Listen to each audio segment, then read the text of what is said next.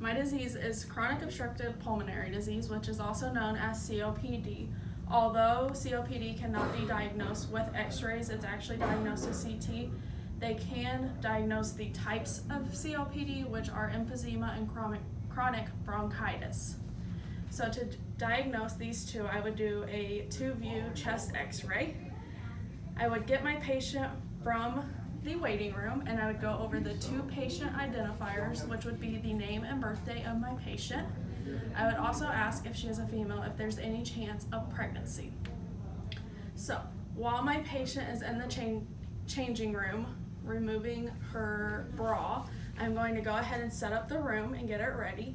So I will use a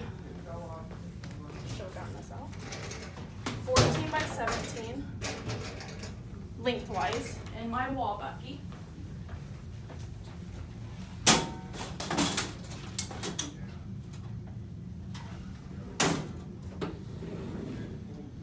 And I'm going to set a 72-inch SID. The 72-inch SID is due to the heart magnification. It will decrease it. And I am using the wall bucky because it will allow the organs to drop lower. So let me go ahead and set this.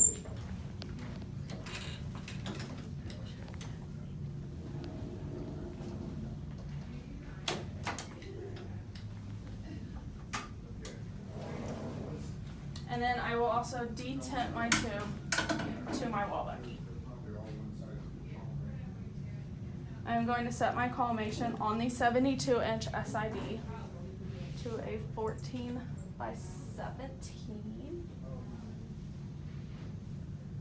All right, and now I will get my patient. Come on, patient. All right, so the first step that I'm going to do with my patient is I will shield my patient.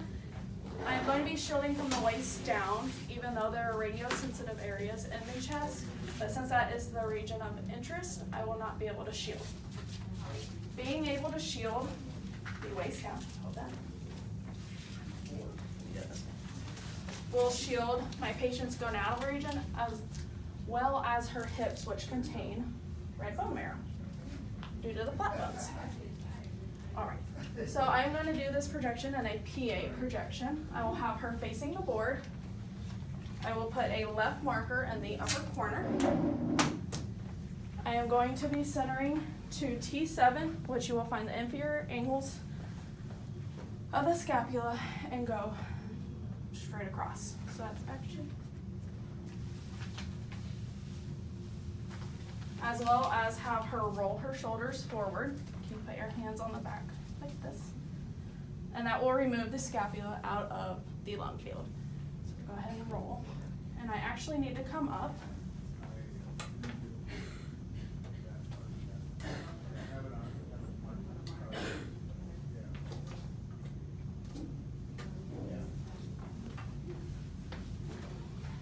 As well as line my bucky up now.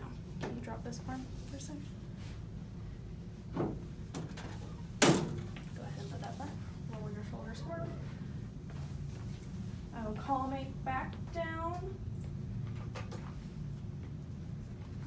to a 14 by 17. I will have a little light above the shoulders. And now I will measure.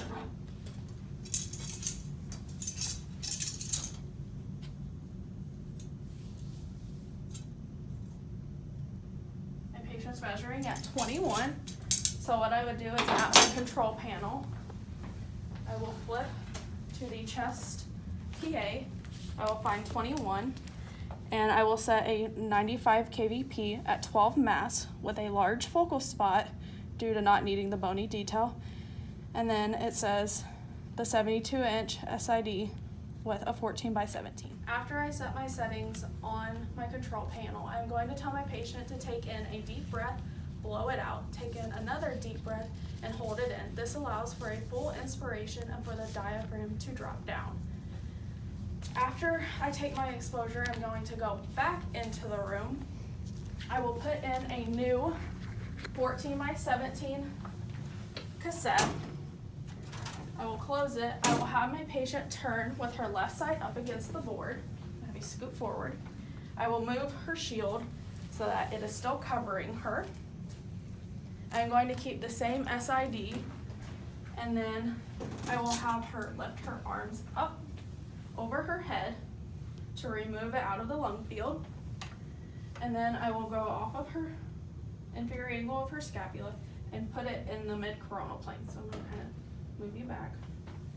I'm going to put my hands on either side of her back and chest to check for rotation. Just going to turn you just a little.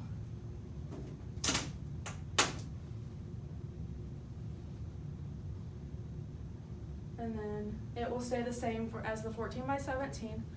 I will measure her all the way through, which she measures 32.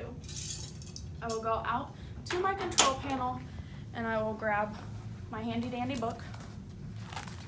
This time I will not use the chest PAAP. I will have to use the chest lateral. She measured a 32, which will be 120 kVp at 16 mass, large focal spot, 72-inch SID, and a 14 by 17 on the wall bucky. For this one, I will also do the double breathing, and that will allow for a full inspiration and for the lungs to get filled. And I will tell my patient to relax, and I will get her out of the department.